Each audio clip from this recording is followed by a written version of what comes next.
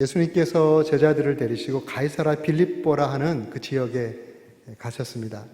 얼마 전 성지순례 갔다 오신 분들은 헐몬산 근처에 있는 가이사라 빌립보를 가셨을지 모르겠습니다.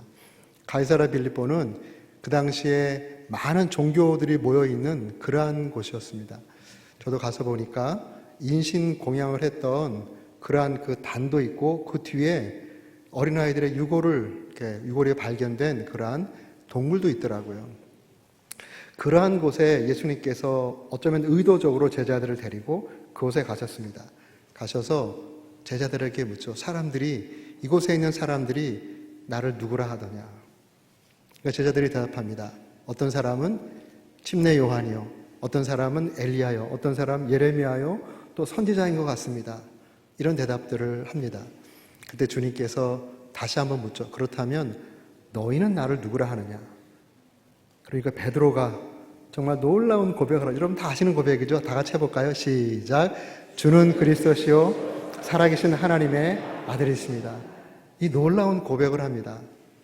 주님께서 이 고백을 들으시고 정말 기뻐하셨습니다. 바요나 시몬아 내가 복이 있도다. 이를 내게 알게 한 것은 혈육이 아니고 하늘에 계신 내 아버지시로다. 예수님께서 침례를 받으실 때 이는 내 사랑하는 아들이라 내가 저를 기뻐하노라. 하늘에서 하나님께서 선포하시는 예수님의 정체성에 대한 이야기는 있었지만 제자들의 입에서 구체적으로 그 신앙 고백이 나온 것은 그 자리가 처음이었습니다. 우리는 흔히 그 고백을 The Great Confession이라고 하죠. The Great Confession. 위대한 신앙 고백을 듣습니다. 주님이 너무너무 기뻐하시면서 그 기쁨의 자리에서 이 반석 위에 내가 내 교회를 세우겠다. 교회를 세우겠다라고 하는 이 놀라운 선언을 하십니다. 그 다음에 정말 중요한 이 영적인 순간에 주님께서 비로소 제자들에게 예수님께서 이 땅에 오신 목적을 말씀하십니다. 내가 예루살렘에 올라가서 장로들과 대제사장들과 서기관들에게 고난을 받고 죽임을 당할 것이지만 제3일에 부활할 것이다. 이 말씀을 비로소 제자들에게 처음 말씀했습니다. 주님께서 이 땅에 오신 십자가의 죽으심과 부활, 소위 말하는 캐리그마, 가장 중요한 복음을 그들에게 말씀하신 것이죠. 그리고 이제 바로 다음 장면 마태복음 17장에 가보면 변화산의 이야기 나오잖아요. 변화산의 이야기. 변화산에서 예수님이 변형되십니다. 제자들이 그 모습을 보고 너무너무 은혜를 받죠. 그래서 여기가 좋사오니 여기서 초막 셋을 싣고 우리가 여기 있겠다고 이렇게 얘기하잖아요. 그때 주님께서 내려가야 된다고. 그럴 때 하나님께서 위에서 또 말씀합니다. 이는 내 사랑하는 아들이니 그의 말을 들으라 이렇게 말씀하죠. 그리고 이제 다 같이 내려오는 자리에 주님께서 한 번 더 이 땅에 오신 목적을 말씀하십니다. 인자가 죽음을 당한 후에 부활하기까지는 지금 너희가 본 것을 말하지 말아라. 그 당부와 함께 예수님께서 고난당하실 것을 그들에게 또 말씀하십니다. 두 번째로 예수님이 이 땅에 오신 목적, 십자가의 죽으심과 부활에 대한 이야기를 두 번째로 말씀하십니다. 그리고 세 번째가 오늘 함께 읽으신 본문의 이 현장입니다. 이 본문의 말씀 바로 앞부분에 보면 이제 때가 되었습니다. 주님께서 말씀하신 예루살렘에 올라가서 고난을 당할 그 때가 된 것이죠. 그래서 제자들을 데리고 비장한 마음으로 예루살렘을 향해서 올라갑니다. 올라가기 바로 전에 한 번 더 말씀하세요. 오늘 본문 앞부분에 보면 마가복음 10장 33절에 보면 이렇게 말씀합니다. 보라 우리가 예루살렘에 올라가노니 인자가 대제사장들과 서기관들에게 넘겨짐에 그들이 죽이기로 결의하고 이방인들에게 넘겨주겠고 그들은 능욕하며 침뱉으며 채찍질하고 죽일 것이나 그는 3일 만에 살아나리라. 당신의 고난과 부활에 대해서 다시 한번 어쩌면 비장한 마음으로 비장한 각오로 제자들에게 마지막으로 한 번 더 이야기를 하고 이제 예루살렘으로 올라가고 있습니다. 뒤에 따라오던 제자들이 12제자들이 뒤로 따라오다가 갑자기 두 명이 쭉 앞으로 와서 예수님 양옆에 딱 서는 거예요. 성경에 야고보와 요한이 바로 양옆에 딱 섭니다. 그리고 주님께서 영광 중에 이 땅의 왕으로 임하실 때 한 사람은 우편에 한 사람은 좌편에 서게 해주십시오. 이렇게 요구를 하죠. 그때 주님께서 말합니다. 너희들이 지금 구하는 것을 너희가 알지 못하는구나. 그러면서 이 양 우편에 앉게 하는 것은 하나님께서 정하실 일이다. 네, 그렇게 말씀하십니다. 이러한 내용을 뒤에서 지켜보고 있던 10 제자가 화가 났습니다. 화가 났어요. 여기 보면 41절 말씀에 10 제자가 듣고 야고보와 요한에 대하여 화를 내거늘. 나머지 제자들이 왜 화를 냈을까요? 뭐 당연히 다 너무 쉬운 질문 하는 거 별로 안 좋아하시죠? 아니, 저 자리는 주님의 나라가 임할 때, 예수님께서 영광 중에 왕으로 임하실 때 그 옆자리는 내 자리인데 저것들이 먼저 가서 그 자리를 먼저 차지하려고 주님께 먼저 힘을 쓰고 있구나라고 생각하니까 화가 난 겁니다. 그러한 세팅이 오늘 함께 읽으신 본문의 말씀입니다. 화나 있는 제자들에게 또 잘못 그들이 원하는 것이 무엇인지도 모르면서 요구하는 두 제자에게 주님께서 이런 말씀을 하시는 것입니다. 예수께서 불러다가 이르시되 이방인의 집권자들이 그들을 임의로 주관하고 그 고관들이 그들에게 권세를 부리는 줄을 너희가 알거니와.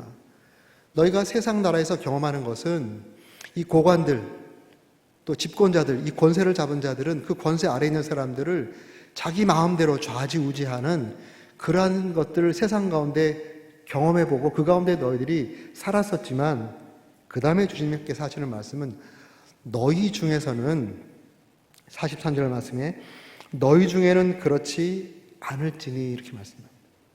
너희 중에는 그렇지 않다. 또 너희 중에 누구든지 이 두 표현을 통해서 그들이 경험하고 있는 세상 나라의 삶의 원리와 또 하나님 나라에 불려 들어온 이 하나님 나라 안에서의 삶의 원리는 다르다는 것입니다. 세상 나라의 삶의 원리는 힘이 사람들을 움직이고 뭐 재력의 힘이든지 권력의 힘이든지 이러한 것들이 사람들을 움직이고 좌지우지하지만 하나님 나라에서는 그렇지 않다는 것입니다. 저와 여러분은 하나님 나라의 복음을 통해서 하나님 나라에 다 초청받아 들어온 사람들이죠. 우리가 이 땅에 발을 디디고 살고 있지만 우리는 기본적으로 하나님 나라에 속한 하나님의 백성들입니다. 그럼 우리 하나님 나라 안에 있는 우리 안에서는 어떤 삶을 살아야 할 것인가, 뭐 여러 가지로 말씀을 나눌 수 있겠습니다만 오늘 이 본문을 통해서 하시는 말씀을 통해서 하나님 나라 안에 하나님 나라의 백성의 삶은 어떤 삶이 되어야 할 것인가, 그것을 같이 한번 말씀 나누기를 원하는 것인데요. 43절에 보면 너희 중에는 그렇지 않을지니 너희 중에 누구든지 크고자 하는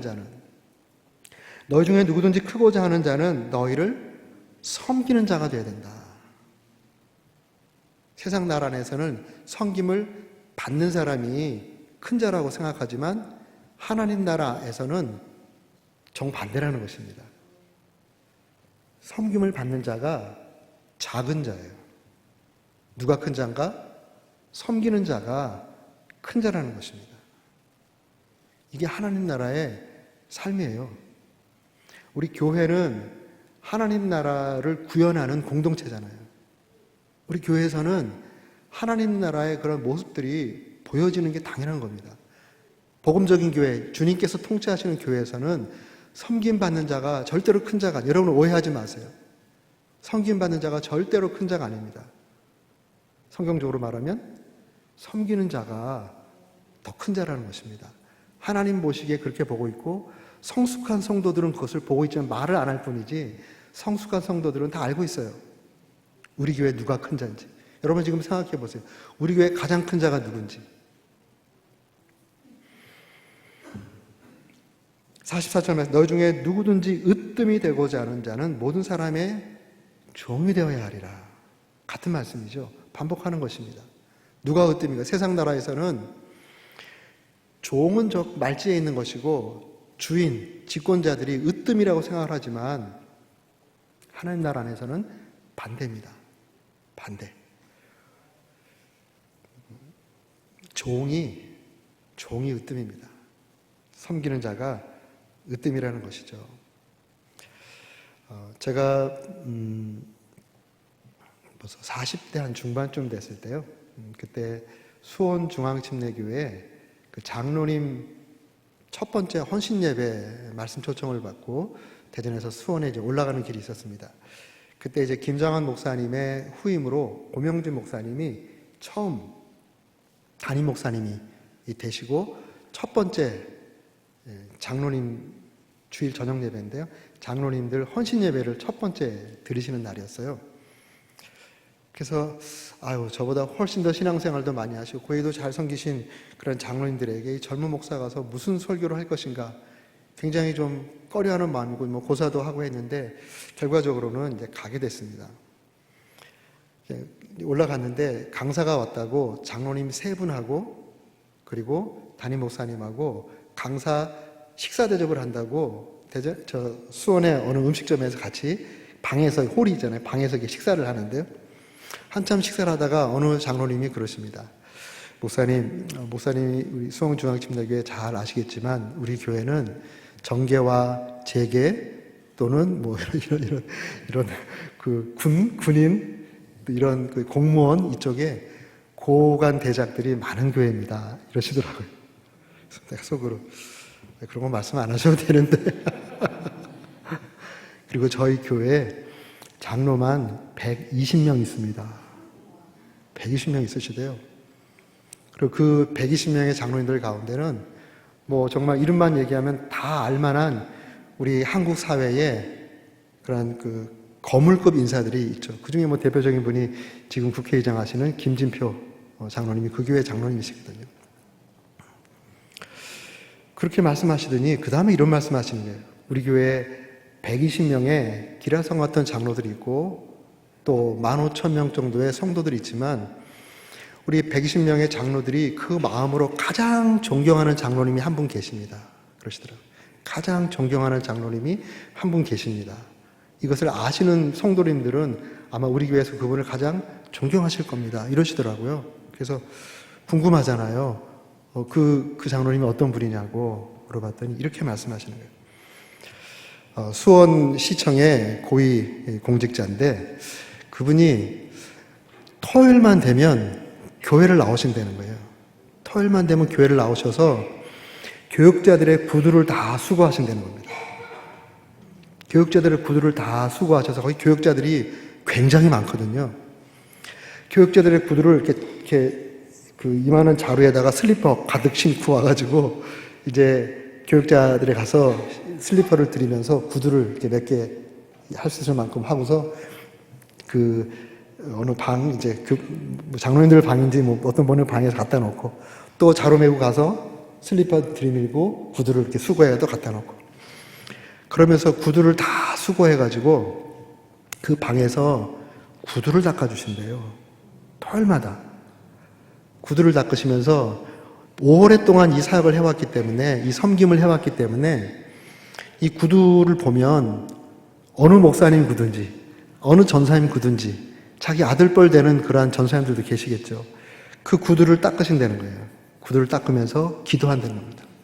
하나님 아버지 우리 김 목사님이 내일 이 구두를 신고 우리 자녀들에게 말씀을 전하고 다니면서 기도할 텐데 하나님 그 사역을 축복해 주세요.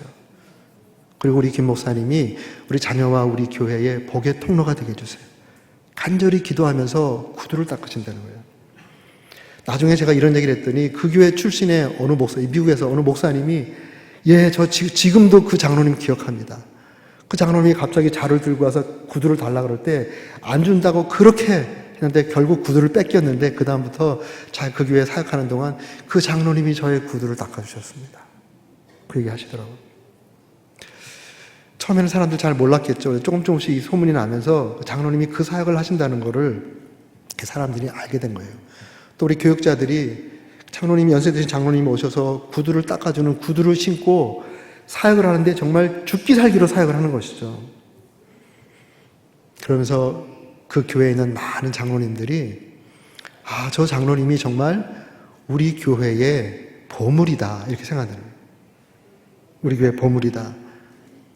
저 장로님이 여기 그런 말씀 안 하셨어요. 근데 오늘 본문에 의하면 저 장로님이 우리 교회 성도들 가운데 가장 큰 자구나, 하나님 보시기에 가장 으뜸이구나 라는 것을 인정하고 계시더라고요. 제가 그 이야기를 듣고 너무 마음에 감동이 됐어요. 그래서 이제 말씀을 전한 다음에 돌아와가지고, 그때 제가 국민일보에 겨자씨 칼럼 있잖아요. 제가 그때 겨자씨 칼럼을 쓰고 있을 때인데, 그 너무 은혜스러워서 그거를 제가 겨자씨 칼럼에 썼어요. 지금도 인터넷 찾아보면 있습니다. 칼럼에서 제가 어느 교회에 장로님 헌신예배 말씀을 전하러 갔다가 이런 장로님의 이야기를 듣고 제가 너무 은혜가 되었다, 정말 도전이 되었다, 목사지만 마음으로 그분 앞에 무릎이 꿇어지는 정말 교회의 큰 어른이시구나, 이런 생각을 했다, 이런 것들을 이런 취지로 글을 썼습니다. 이 신문에 이 글이 나가자마자 그날 제가 3통 전화를 받았어요. 제 핸드폰 전화번호를 모를 텐데 아마 국민일보에 연락을 해가지고 자기가 누군지를 밝히고 아마 제 연락처를 받아서 전화를 한 것 같아요. 3분의 장로교회 목사님들이 저에게 전화를 했어요. 목사님, 오늘 아침에 겨자씨 칼럼 잘 읽었습니다. 그 다음에 하는 말씀이, 그거 사실인가요? 그거 사실인가요? 물어보는 거예요. 예, 사실입니다. 아, 그렇습니까? 딱 끊으시더라고요. 또 얼마 안 있다가 전화가 또 딱 왔어요. 또 받으니까 똑같은 말씀을, 오늘 아침에 겨자씨 칼럼 읽었습니다. 그런데 그 내용이 사실입니까? 네, 사실입니다. 어느 교회입니까? 네, 수원중앙침례교에서 제가 경험한 이야기입니다. 그 장로님 성함이 무엇입니까? 이런 거예요. 장로님 성함은 못 들었어요. 그래서 제가 못 들었다 그러니까, 알겠습니다, 제가 확인해 보겠습니다. 또 끊는 거예요? 아니, 막 화가 나 계신 것 같아요. 화가. 또 3번째 전화가 와서 나중에 똑같은 얘기예요. 나중에 이런 얘기까지 해요. 왜 침례교에서 장로를 세웁니까? 막 이런 것까지 막 저한테 따지더라고요. 그래서 참 희한하다. 왜 제가 그 전화를 받았을까요? 네, 그런 분이 안 계시기 때문에 지어낸 얘기라고 확인을 하는 겁니다. 며칠 지났는데 우리 그 당시 안수집사님들 수양회로 저 남해안 오쪽 가서 이제 수양회를 하고 있는데 잠깐 쉬는 시간에 또 전화가 왔어요. 이 전화는 제가 아는 전화예요. 나겸일 목사님이 전화하셨어요. 나겸일 목사님. 지금 은퇴하셨지만 인천의 주한장로교회 나겸일 목사님이 저에게 전화하신 거예요. 정 목사님, 나겸일이요 그러시더라고요. 나겸일 목사님은 제가 미국에 있을 때 연합 집회할 때 그분이 오셔서 그 연합회에서 제가 제일 막내 목사이기 때문에 그분 막 차 모시고 이렇게 모시고 다니는 그걸 한 며칠 동안 해서 이제 이렇게 알게 된 그런 사이인데요. 그분이 똑같이 또 묻는 거예요. 며칠 전에 겨자씨 칼럼을 봤는데 목사님 그거 사실이죠? 그러시는 거예요. 네, 당연하죠 목사님. 다른 거 안 물어보고, 그게 사실이라면 우리 교회 와서 1일 부흥회를 해달라 그러시는 거예요. 거기는 한 달에 한 번씩 마지막 주일 저녁이 1일 부흥회더라고요. 그래서 매달 마지막 주일에 외부 강사를 모셔서 주일 저녁 예배를 부흥 형식으로 하셨나 봐요. 한 달 오셔가지고 말씀을 전해달라고 그러시는 거예요. 그러시면서 하시는 말씀, 겨자씨에서 쓰신 내용 꼭 좀 말씀 좀 해주세요. 그래서 제가 오늘 이 본문으로 거기서 이 일일 부흥회를 전했습니다. 제가 섰던 강단 가운데 가장 큰 교회 강단이었던 것 같아요. 교회가 얼마나 큰지 끝이 안 보일, 좀 과장한다면 끝이 안 보일 정도로 교회가 크더라고요. 이런 일이 왜 있을까요? 교회 가운데 정말 진심으로 섬기는 사람들이 부족하다. 특별히 교회에 직분받고 다른 사람들의 인정과 존경을 받는 분들 가운데 정말 낮은 자리에서 구두 닦는 그런 마음으로 그렇게 섬기는 분들이 부족하기 때문에 사람들이 목사님들이 이런 반응을 보이지 않나. 전에 어떤 교회에서 이런 이야기를 했더니, 그리고 이제 옆에 있는 분들에게 내가 당신의 종이 되겠습니다, 마음껏 부려주세요, 막 이렇게 이제 서로 이제 그런 얘기도 했어요. 근데 이제 말씀이 다 끝난 다음에 어떤 사람이 그 식사를 하는 자리인데, 제가 앉아있는 자리에, 저기 김 집사님, 안수 집사님이에요. 김 집사님, 여기 오셔서 내 구두 좀 닦아보세요. 막 이러더라고요. 은혜를 잘못 받은 거죠. 자기가 닦으라는 것이지 왜 어머니 김집사님 불러다가 구두 닦으라 그래요. 은혜는 자기가 받는 겁니다. 지금 다른 사람 생각하지 마세요. 지금 다른 사람 생각하는 분 계실지 몰라요. 생각하지 마세요. 은혜는 자기가 받는 거예요. 말씀은 자기에게 적용하는 거지 다른 사람에게 적용하는 거 아닙니다. 왜 이런 말씀을 드리냐면 하나님 나라의 삶은 섬기는 삶입니다. 섬기고 주는 삶이 하나님 나라의 삶이에요. 세상 나라의 삶은 섬김을 받으려 하고 다른 것을 취하려고 하는 것이 세상 나라의 삶이라면 하나님 나라의 삶은 정반대입니다. 그러니까 교회는 세상의 그 어떤 모임과 어떤 단체와 사회와 근본적으로 달라야 됩니다. 다른 것이 정상입니다. 그런데 세상에서 경험했던 공동체나 교회에 들어와서 보는 공동체나 별로 다르지 않다면 교회가 아직 복음적인 그 맛이 안 나고 있는 교회예요. 맛이 안 나고 있는 교회입니다. 우리 하늘의 교회는 안 그럴 줄로 압니다. 하늘의 교회는 잘하고 계실 줄로 믿는데 우리가 하나님 나라에 대해서 우리가 함께 생각하고 있으니까 하나님 나라의 삶에 대해서 말씀을 나누면서 주님께서 제자들에게 소위 말하는 종의 도를 가르치신 것이죠. 종된 삶을 살아야 된다. 너희들 가운데서 하나님 나라 안에서의 삶은 종된 삶이 바른 삶이다 라고 지금 이것을 가르치고 있는 것입니다. 그러면서 그 다음에 하시는 말씀이 오늘 본문의 45절 말씀이죠. 인자가 온 것은 섬김을 받으려 함이 아니라 도리어 섬기려 하고, 섬기는 삶이죠. 자기 목숨을 많은 사람의 대속물로 주려 함이라. 하나님 나라의 두 특징, 섬기는 삶, 주는 삶입니다. 주님께서 종의 도를 말씀하시면서 예화를 다른 곳에서 찾지 않아요. 종의 도에 대해서 가르치시면서 다른 곳에 누가 종의 도를 잘 살고 있는 사람들이 있나 역사 속에 찾는 게 아니고 자기 삶을 말씀하시는 거예요. 예수님의 말씀이 왜 이렇게 파워가 있습니까? 예수님의 말씀이 왜 이렇게 파워풀하냐? 예수님은 말씀하신 대로 살기 때문에 파워풀한 것입니다. 아니, 예수님은 말씀이 육신이 되어 이 땅에 오신 분이시고 이 땅에 육으로 말씀을 성육화하신 분이 예수님이세요. 가끔 설교자들이나 또는 말 잘하는 그리스도인들의 삶이 영향력이 없는 것이 말씀 따로, 행동 따로. 말씀을 듣기는 듣는데 이 말씀이 우리의 삶을 통해서 육신을 입지 못하는 거예요. 성육화 과정이 빠져버리니까 말씀 많이 듣고 입으로는 말씀을 얘기하는데 보여지지가 않는 거예요. 그러니까 아무 파워가 없는 겁니다. 근데 예수님은 달라요. 예수님은 말씀이 육신이 되어 이 땅에 오신 분이시기도 하지만 당신이 하신 말씀을 육을 입고 있는 이 육으로 성육화해버리신 분이 바로 예수님입니다. 종의 도, 종된 삶도 예수님이 자기 몸으로 성육화하셨어요. 이 땅에 존재했던 사람 가운데 섬김을 받아야 할 유일한 사람이 있다면 누구겠습니까? 예수님이죠. 예수님이야말로 섬김을 받아야 할 분입니다. 그런데 예수님은 섬김을 받아야 할 분이지만 도리어 섬기려 오셨다고 말씀하시고 섬겨주셨습니다. 그리고 섬김의 클라이맥스, 십자가의 섬기심, 자기 목숨을 많은 사람들의 대속물로 sacrifice하는 그러한 섬김을 해주신 분이 바로 예수님입니다. 이 말씀 이후에 주님께서 또 현장에서 가르쳐주신 그 내용이 나오잖아요. 요한복음 13장에 가면 제자들의 발을 씻겨주시잖아요. 제자들의 발을 씻겨주십니다. 그 발을 씻겨주는 그 제자들의 발에는 가룟 유다의 발도 있었어요. 예수님께서 제자들을 사랑하시되 끝까지 사랑하셨다라고 성경 우리가 말씀해 주고 있잖아요. 제자들의 발을 씻기셨습니다. 발을 씻기시면서 이렇게 말씀합니다. 내가 선생이 되어 너희 발을 씻겼으니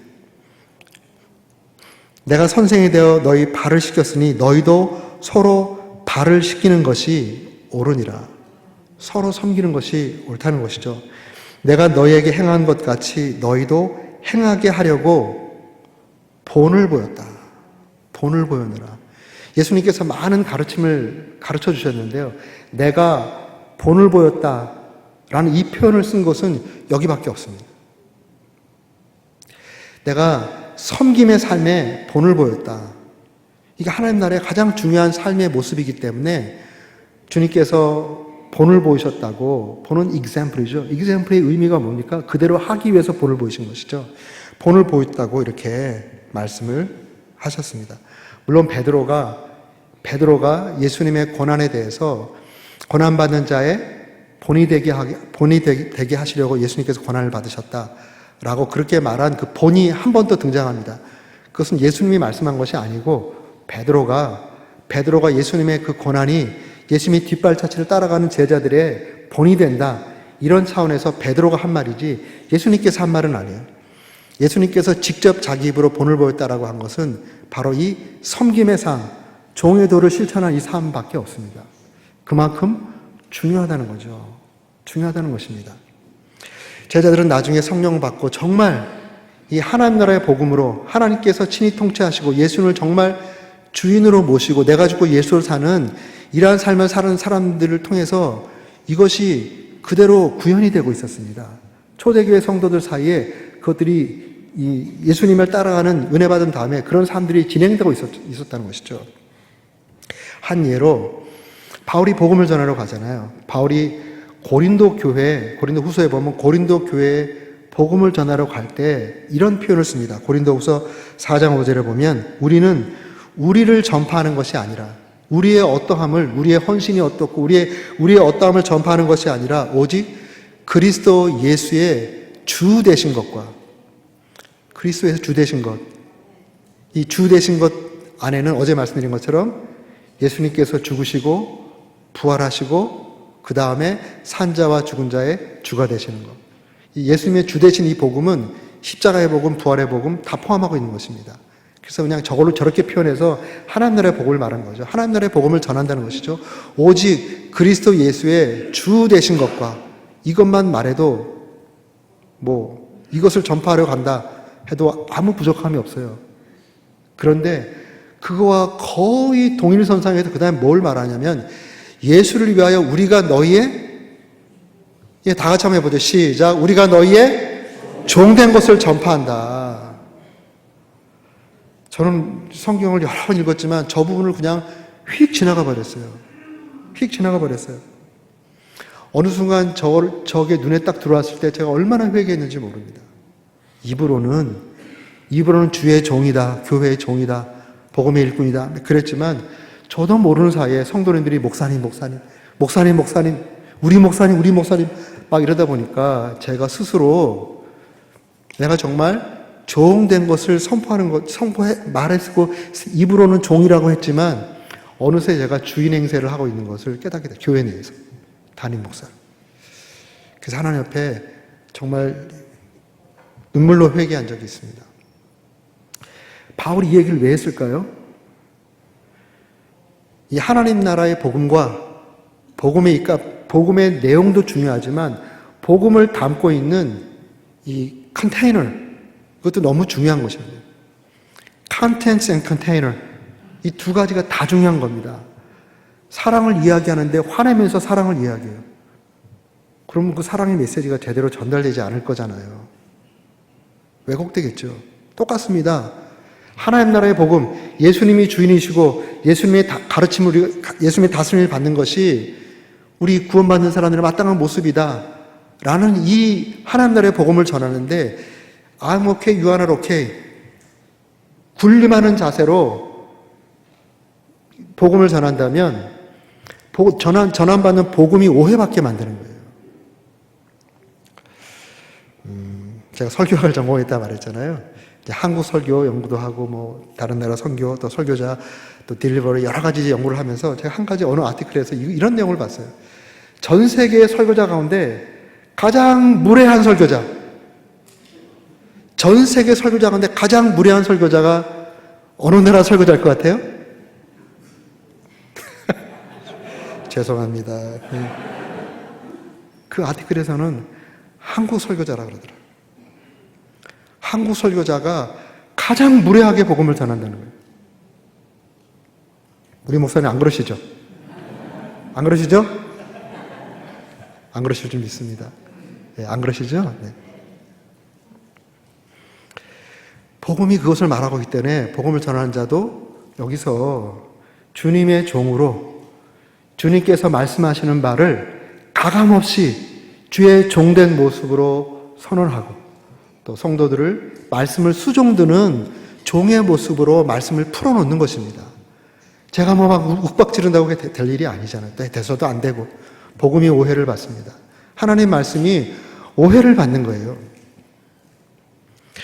제가 이제 신학교에서 공부할 때, 제가 박사과정 할 때 오클라호마에 있었거든요. 그러다 보니까 주중에는 이제 여기 남자 기숙사에 머물면서 우리 가족들이 이제 다 이사를 가서 우리 아내는 오클라호마에서 주중에 성도들 돌보고 저는 주중에 공부를 하고 주말에 가서 목회하고 이런 시간을 한 수년 그런 시간을 보냈습니다. 그런데 제가 이제 기숙사에 어느 방에 있는데 옆에 방에 새학기가 돼가지고 어떤 학생이 이사를 들어오는 거예요. 이사를 들어오면 이제 서로 도와주고 막 그러는데 갑자기 제가 세미나를 가는 시간이라서 그 친구 이제 서로 인사하고 반갑다고 바로 내가 네이버다 이러면서 같이 이제 잘 지내자고 인사도 하고 지금 내가 도와주고 싶은데 세미나 끝나고 와서 인사하는 거 도와주겠다. 그리고 제가 이제 세미나에 갔어요. 세미나를 딱 끝내고 딱 들어오는데 이사가 다 끝났어요. 다 끝나고 자기 방 앞에 팻말을 하나 붙여놨더라고요. 팻말 하나 걸어놨어요. 이렇게. 그래서 참 무슨 팻말을 걸어놨나 가만히 읽어보니까 제가 지금도 잊지 못할 구절을 그걸 써놨더라고요. I'm not here to master God, but to be mastered by God. 이걸 써놨어요.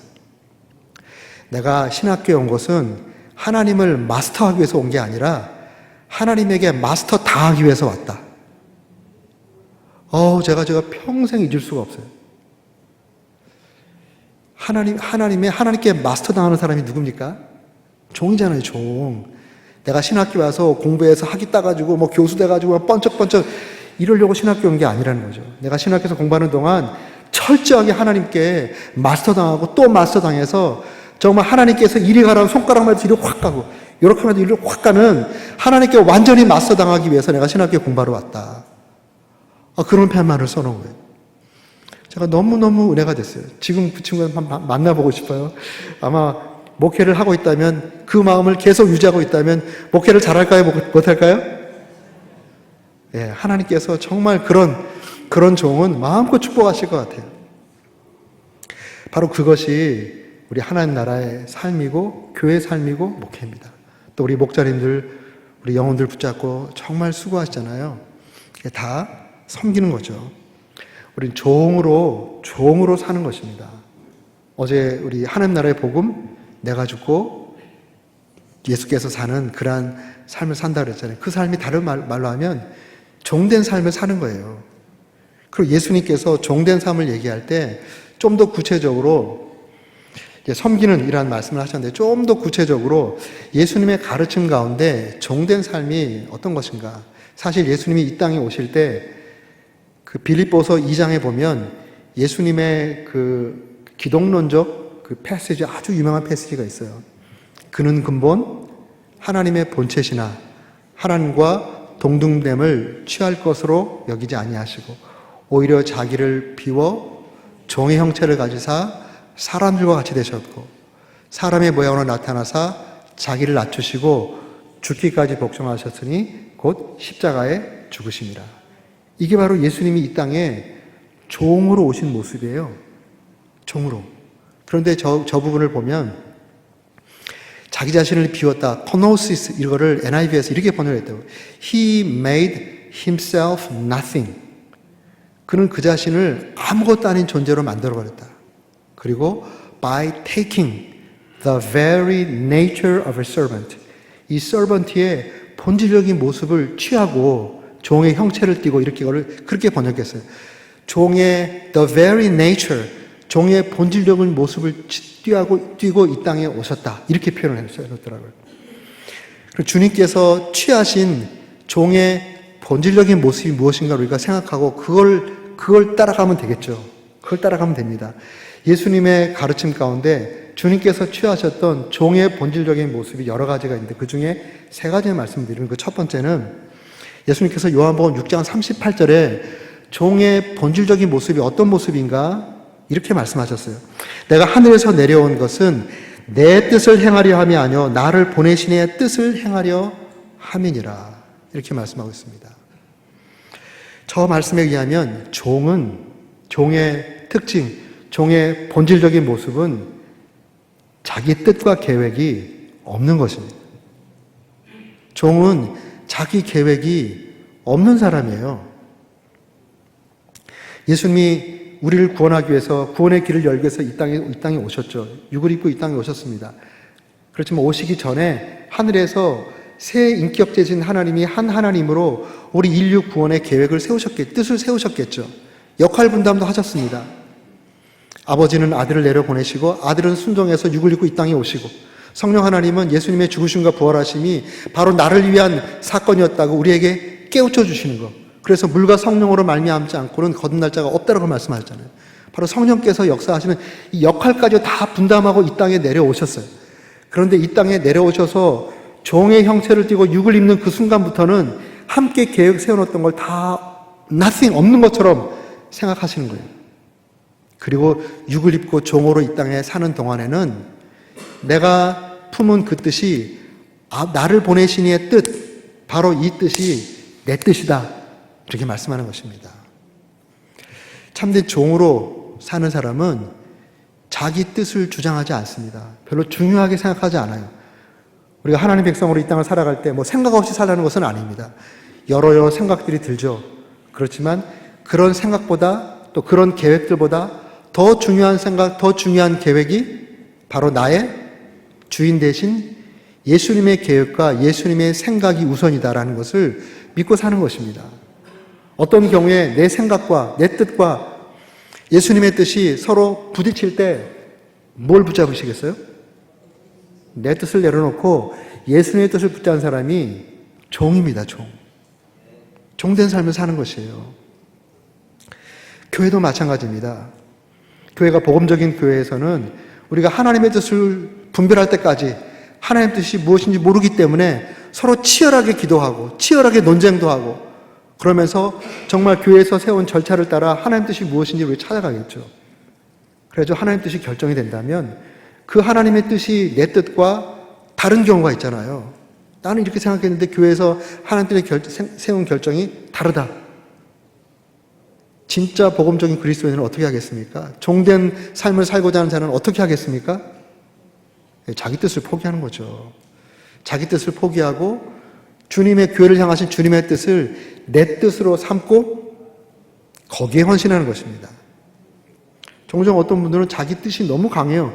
자기 주장이 너무 강해서 교회에서 하나님 뜻이라고 결정됐음에도 불구하고 끝까지 주장하는 사람이 있어요.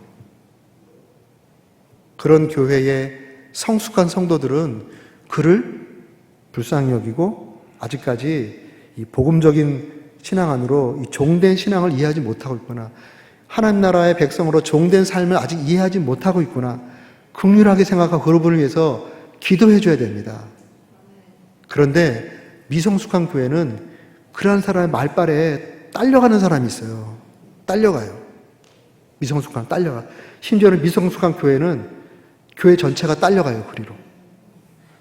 그러면 교회에서 결정한 하나님의 뜻과 몇몇 목소리 큰 사람들, 이런 사람들의 속에서 교회가 왔다리 갔다리 하다가 그냥 풍지박살 나는 겁니다. 너무나도 안타까운 그런 모습이 실제로 제가 금년도에 목사 안수 받은 지 30년째입니다. 여기 달라스에서 목사 안수 7월 25일 날 받았는데요. 벌써 이제 30년 됐습니다. 목회한 지. 그러니까 많은 교회도 보고 이웃교회 얘기도 들어보고 이웃교회 경험도 보고 했는데요. 그러한 경우들이 있더라고요. 내 뜻을 포기하는 것입니다. 내 뜻을 포기하고 주님의 뜻을 내 뜻으로 삼는 그것이 바로 하나님 나라의 백성의 삶의 모습입니다. 사실 저는 일본 선교사가 되려고 이렇게 마음을 먹었던 사람인데요. 그리고 미국 유학 온 것도 미국적인 백그라운드를 가지고 일본 선교를 하면 좋겠다.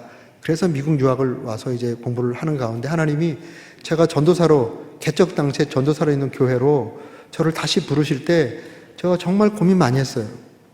아니 한국의 목사님들이 얼마나 많은데 여기서 지금 선교사 되려고 하는 사람을 거기까지 다시 한국으로 보내가지고 거기서 목회를 하게 할 하나님의 뜻이 무엇이지? 사실 제가 굉장히 좀 그때 힘들었습니다. 그리고 목사님들은 그 당시만 해도 가능한 미국에 오려고 하는데 미국에서 목회 잘하고 공부도 다 끝나기도 전에 애들 지금 학교에서 공부 잘하고 이거 다 데리고 한국에 다시 나가는 게 그냥 생각해도 말이 안 되는 얘기예요. 그런데 하나님께서 분명하게 말씀으로 저에 대해서 하나님의 뜻과 계획을 말씀하시니 제가 수긍이 안 되더라도 그냥 헌신하고 가게 됐어요. 지금 저의 사역을 돌아보면 제가 선교사하고 되려고 했지만 이 현장에 나가는 선교사는 못 됐지만 또 앞으로는 모르겠습니다. 어떻게 될지. 현장에 나가는 선교사는 못 됐지만 선교사를 파송하는 선교사적인 그러한 선교적인 목회를 할 수 있도록 하나님께서 은혜를 베풀어 주셨습니다. 제가 섬겼던 르세란 교회에서 26가정을 선교사로 파송했어요. 26가정이 다 우리 르세란 교회 멤버들입니다.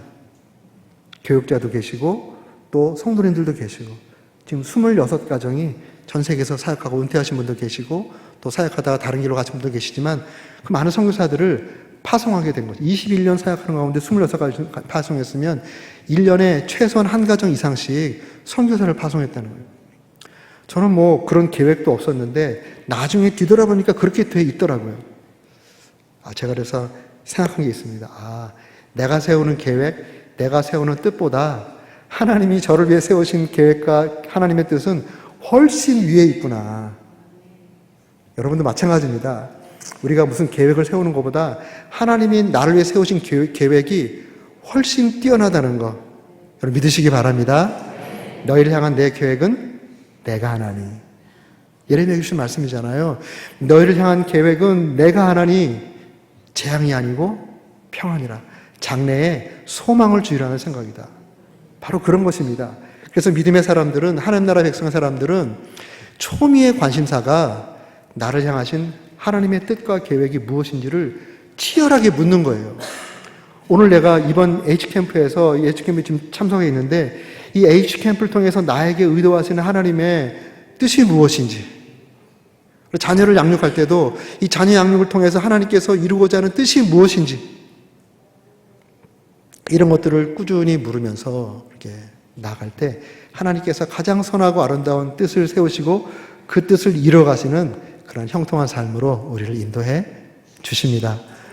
그런 은혜를 우리 모두가 누릴 수 있기를 축복합니다. 두 번째로 주님께서 종된 삶의 두 번째 모습을 말씀하셨는데요. 요한복음 4장 34절에 이런 말씀이 있습니다. 예수께서 이르시되 나의 양식은 나를 보내신 이의 뜻을 행하며, 여기 뜻이라는 말이 또 한번 나오죠. 뜻을 행하며 그의 일을 온전히 이루는 이것이니라. 여기서 자기 일이라고 말하지 않습니다. 그의 일. 나를 보내신, 여기 나를 보내신 이의 뜻, 나를 보내신 이의 일. 이렇게 지금 문장이 해석이 되잖아요. 예수님께서 이 땅에 오셔서 수많은 일을, 어제도 말씀하신 것처럼 가르치시고, 복음을 선포하시고, 치료하시고, 또 뒤에 보면 제자를 양육해서 파송하시는 일까지, 아포스텔로까지 수많은 일을 하셨습니다. 그런데 그 일을 내 일이라고 말씀하지 않아요. 내가 나의 일이라고 말씀하지 않는다고. 그 일은 나를 보내신 이의 일이라고 우리 주님께서 말씀하세요. 이것을 통해서 종의 중요한 특징 중에 하나는 종은 자기 일이 없는 사람들입니다. 자기 뜻만 없는 것이 아니라 자기 일도 없는 사람들이에요. 종이 열심히 일하잖아요. 그럼 종이 하는 일은 누구의 일입니까? 주인의 일이죠, 주인의 일. 주인께서 시키는 그 일만 잘하면 되는 거예요. 어느 종이 있는데 주인께서 세운 계획이 있어요. 뜻이 있어요. 그거 알면서도 다른 계획을 세워요. 굉장히 불충성스러운 위험한 종이죠. 또 주인께서 종에게 어떤 일을 시켜요. 그럼 그 일만 열심히 하면 될 거 아니에요. 그런데 슬쩍슬쩍 자기 일을 끼워 넣어서 자기 일을 해요. 언젠가 다른 뭘 하려고 자기 일을 하고 있어요. 그러면 주인이 보기 어떻게 볼까요? unfaithful. 얘는 믿지 못할 애구나. 이러지 않겠습니까? 우리는 다 주님의 종이기 때문에 우리 일이 없습니다. 우리가 어떤 일을 한다면 주님께서 시키는 일만 열심히 하면 되는 거예요. 하나님 나라 안에서는 그렇습니다. 우리를 아버지로 불렀으면 아버지 일 열심히 하고, 어느 직장으로 하나님께서 불러주시다면 내가 그 일을 하면 쫌이 되지만 하나님께서 부르신 즉 일하면 vocation이 되는 겁니다. 보카치오, 부름받았다. 그래서 우리 그리스도인들에게는 성속의 구별이 없잖아요. 주님의 부르심의 그 일로 어느 비즈니스 한다 그러면 그 성역입니다. 주님의 부르심 가운데 그 일 열심히 하시면 되는 거예요. 교회 가운데 주님께서 불러주신 어떤 일을 맡았으면 주님께서 맡기신 그 일만 열심히 하면 돼요. 그런데 좀 열심히 있는 분들은 자기 일만 하면 되지, 다른 사람의 일을 평가하고 말하고 또 다른 사람 일까지 하고 심지어는 목사님의 일까지 이러쿵 저러쿵 이런 사람들이 있어요. 제가 목회를 하면서 보니까 교회를 힘들게 하는 사람들이 어떤 사람이 힘들게 합니까? 열심히 특심인 사람들이 교회를 어지럽게 만들어요. 종이 뭔지를 모르는 거예요. 자기가 일하는 걸 통해서 자기가 주인 행세를 하려는 거예요. 교회에서 주님께서 불러준 사역으로 열심히 일하잖아요. 그러면 이건 부인할 수 없는 일이에요. 열심히 헌신한 것만큼 영적인 지분이 생겨요. 지분. 오랫동안 교회 헌신을 하신 분에게는 그 공동체와 그 공동체에서 부여받은 영적인 지분이 있어요. 지분. 그런데 성숙한 사람, 예수님을 정말 주인으로 모시고 있는 사람들은 그 지분을 주장하지 않습니다. 그 지분을 십자가 앞에 묻어버려요. 묻어버립니다. 그런데 덜된 사람들 있잖아요. 아직 성장하지 못한 사람들. 자기가 주인 행세하면서 일했던 사람들은 그 영적인 지분을 주장하거나 즐깁니다. 아직 하나님 나라의 삶을 충분히 이해하지 못하고 종된 삶이 무엇인지를 모르기 때문에 그러는 거예요. 그런 분들은 어떻게 생각해야 된다고요? 긍휼히 여기면 됩니다. 불쌍히 여기면서 기도해 주면 되는 거예요. 우리가 주님께서 맡기신 그 일을 할 때 우리 인생이 가장 형통하고 기쁘고 즐겁습니다. 제가 섬겼던 그 교회, 르세랑 교회에 제가 이제 일본 선교를 막 준비하다가 하나님이 인도하신 가운데 르세랑으로 갔잖아요. 그래서 한 달쯤 됐을 때 제 간증을 할 기회가 있었어요. 그래서 리더들 모인 자리에서 저의 간증을 했습니다. 사실은 잘 아시다시피 제가 10년 전에 유학 갈 때 교회에서 그 엔도스먼트 해줘가지고 제가 유학을 온 거거든요. 그때 그 자리에 있었던 분들도 계셨어요. 사실 아시다시피 제가 그때 간증할 때 일본 선교사로 준비하고 그러기 위해서 미국 유학을 이제 하나님 인도하셔서 가게 됐는데 그때 사인해 주신 분도 계시고 또 그 이후에 오신 분, 리더 되신 분들도 계시는데요. 제가 사실은 계속 일본 유학을 준비하고 일본 선교를 준비하고 있는 가운데 하나님께서 저를 우리 교회로 인도해 주셨다고 이제 그런 과정을 쭉 설명하면서 이제 제 간증을 한 경우가 있었어요. 근데 그 모임이 끝난 후에 어느 집사님 한 분이 저를 찾아왔어요. 한 달 정도 후에. 목사님, 제가 한 달 동안 고민하다가 목사님과 상의하고 싶어서 왔습니다. 그러시는 거예요. 그래서 무슨 말씀이냐 그랬더니 목사님이 지난 한 달 전에 그 일본 선교에 대한 간증을 하시고 일본 선교를 가지 못한 거에 대한 아쉬움을 간증하실 때 제가 간증을 듣고 있는데 성령께서 제 마음 가운데 그거 네가 해라. 그거 네가 해라. 이런 일을 맡기셨다는 거예요. 너무 갈등이 돼가지고 이거 내가 하나님 말씀을 잘 분별한 건가? 제대로 들은 건가? 상황적으로 보면 도저히 그럴 수 없는 상황인데 아니 일본 선교를 어떻게 상상하기도 하기 어려운 일본은 뭐 소위 선교사들의 무덤이라고 하잖아요.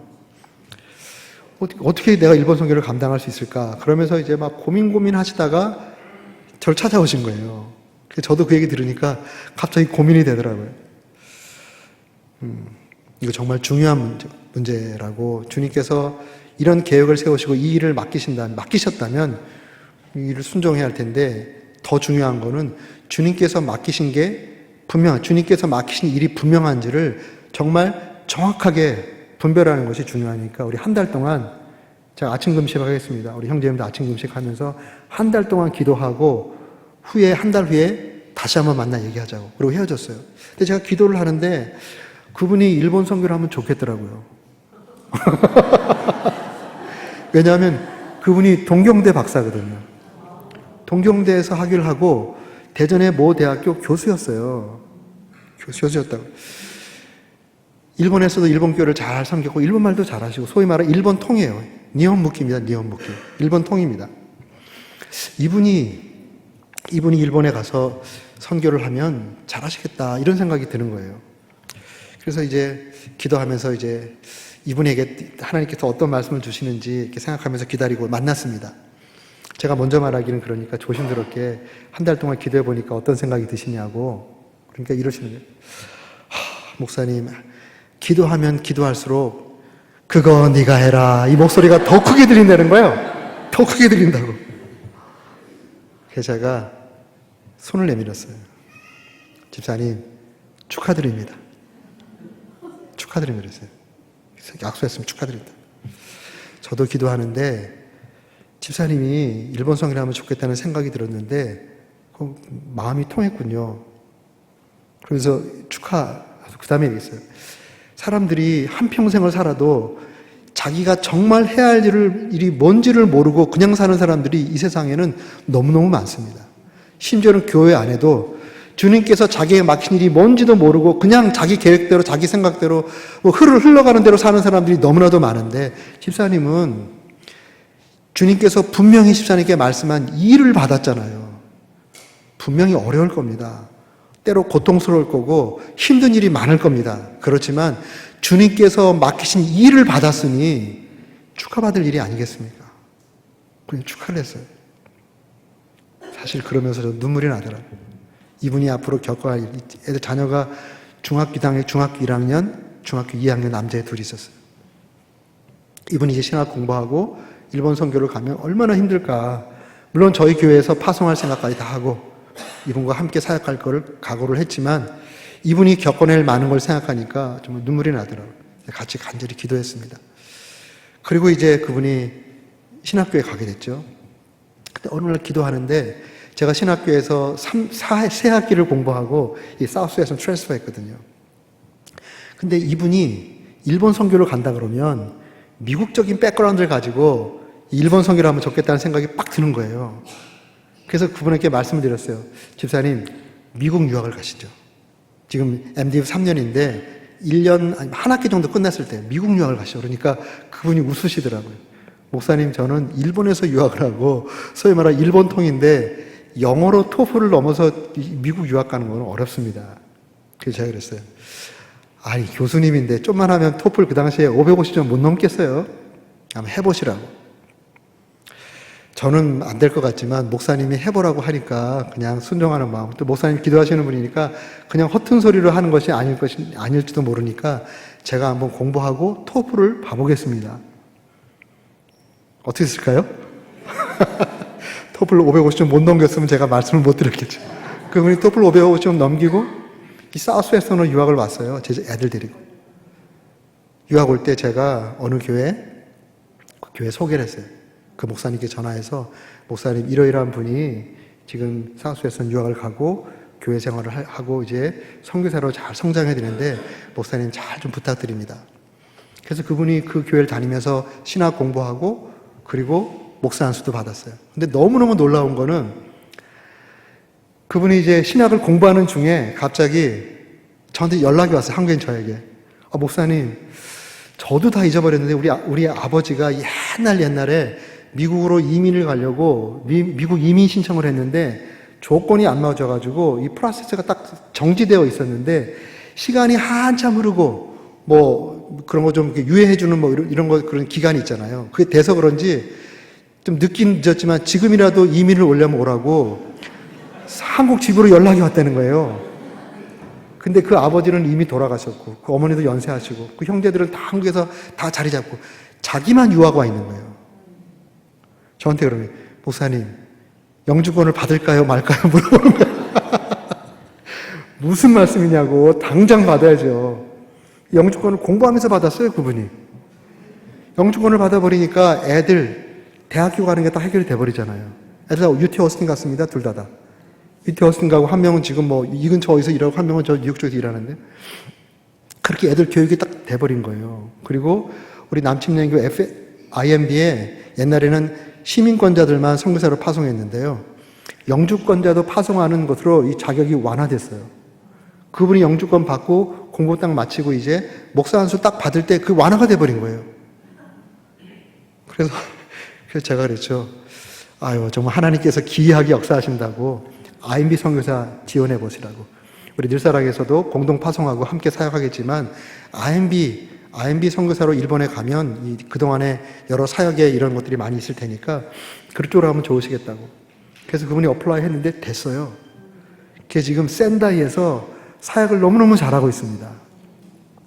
한 번은 그분이 이제 제가 대전 늘사랑교회 있을 때 오셨어요. 오셔가지고 성도들 앞에 간증을 하십니다. 보통 선교사님들 오셔서 간증하면 우리 성도들 마음은 아유, 우리 선교사님 얼마나 고생 많이 하셨을까? 우리가 어떻게 위로해 드릴까? 우리가 어떻게 뭐 좀 위로에 뭘 해 드릴까? 이런 마음으로 이제 그 동료 옛날에 같이 신앙생활했던 집사님들이나 이제 성도님들이 앉아가지고 계시는데 이분이 딱 올라오셔가지고 이제 자기 간증을 하시는 거예요. 그래서 첫 마디가 아이고 이제 우리가 나이가 좀 됐네요. 뭐 5학년 뭐 6반이네요. 막 이런 얘기를 막 하시더라고요. 사실 5학년 한국의 남자들 5학년 6반, 5학년 5반은 어깨가 처질 대로 처진 나이예요. 언제 잘릴지 모르고. 애들 막 결혼하고 막 또 공부시켜야 되는데 재정적으로 이 어깨가 무거울 때는 무거운 게 한국의 50대 중반의 아버지들입니다. 그분도 50대 중반의 아버지잖아요. 근데 우리가 5학년 몇 반이 됐네요. 그러시면서 그 다음 간증을 시작하기 전에 한 발을 뒤로 딱 빼시더니 이러는 거예요. 사랑하는 성도 여러분, 저는 지금 제 인생에 절정을 치고 있습니다. 이러십니다. 인생의 절정을 치고 있다. 모두가 얼마나 저도 앉아가지고 그 얘기 들으면서 깜짝 놀랐어요. 제 인생의 절정은 교수할 때 편안하게 먹고 살 때였어요. 이런 말이 아니고 지금 제 인생의 절정을 치고 있습니다. 저를 통해서 복음이 일본 땅에 들어가고 있고 저를 통해서 영혼들이 구원받고 있고 교회가 개척되고 이런 걸 생각할 때 제 인생에 주님께서 맡겨주신 그 일을 하고 있는데 인생의 절정을 치고 있습니다. 그 다음에 이제 쭉 당신의 그동안의 삶도 얘기하시고 자녀들 하나님께서 어떻게 인도하시고 어떻게 그들 삶 가운데 인도하시고 이런 얘기를 쭉 하는데 모두가 부러워했습니다. 처음에는 교사 자리 놔두고 신학교 가고 뭐 유학 가고 선교사 간다니까 다들 불쌍해서 어떻게 하나 이러고 있는데 역전돼 버렸어요. 역전돼 버렸습니다. 그때 뭘 깨달았냐면 하나님께서 시키시는 일을 하는 사람의 인생이 복되구나. 시간이 갈수록 복되구나. 이겁니다. 자기가 자기 계획으로 사는 사람은 시간이 갈수록 나중에 허무함을 느껴요. 허무함. 내가 인생을 어떻게 살았지? 뭘 위해 산 거지? 허무함을 느끼더라고요. 직접적으로 저한테 그런 말씀, 제가 보기에는 그냥 세상적으로 봤을 때는 굉장히 성공하신 분이에요. 그런데 그분이 저한테 솔직히 고백하더라고요. 자기 인생이 너무 허무하다고. 그래서 제가 위로하기 위해서 이렇게 이런 일을 하셨잖아요. 그거야 뭐 다 걔네들 거지 뭐 걔네들 뭐 인생이지. 자녀 얘기했어요. 사실 자녀를 이렇게 잘 양육해 자녀를 이렇게 잘하시고 사업체도 이렇게 하셨는데 얼마나 참 귀한 삶을 사셨냐고 그러니까 그거야 다 자기들 인생이고 그러지. 내 인생을 보면 너무 허무하다고. 그렇지만 주님께서 맡겨주신 그 일을 하는 사람들, 그 사람들은 인생에 의미가 있는 거예요. 그리고 시간이 갈수록 절정을 치는 겁니다. 절정을 치는 거. 마지막 최고의 절정은 어디서 칠까요? 예, 맞습니다. 우리가 죽을 때. 세상 사람들은 죽을 때 가장 비참하다고 생각하지만 믿음의 사람들은 죽는 순간이 그 인생의 최고 절정입니다. 왜냐하면 주 안에서 죽는 자들은 복이 있도다. 성령께서 아멘 하시잖아요. 계시록에 나온 말씀입니다. 그 이유는 그가 행한 일이 따름이니라 이렇게 말합니다. 하나님께서 맡겨주신 그 일에 일의 열매를 가지고 지금 그 죽는 자는 하나님 앞에 희생되어 올라가는 순간에 가장 인생의 절정이 아니겠어요? 그래서 믿음의 사람들에게는 죽는 순간이 최고의 절정인 것입니다.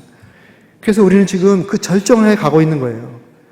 어제보다는 오늘보다는 내일이 주님께서 맡긴 그 일을 하는 사람들에게는 그 앞이 계속 절정이에요. 인생이 사그러드는 것이 아닙니다. 믿음이 하나님 나라에 있는 사람들은 사그러드는 것이 아니에요.